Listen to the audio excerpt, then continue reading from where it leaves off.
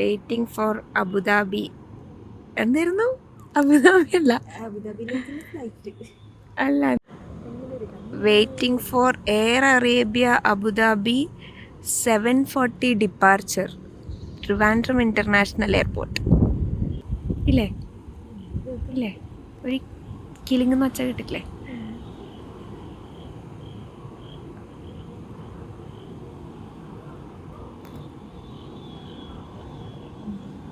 ഇല്ലേ?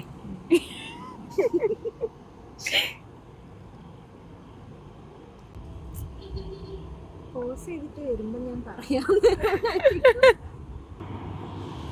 2000 years later. Hi.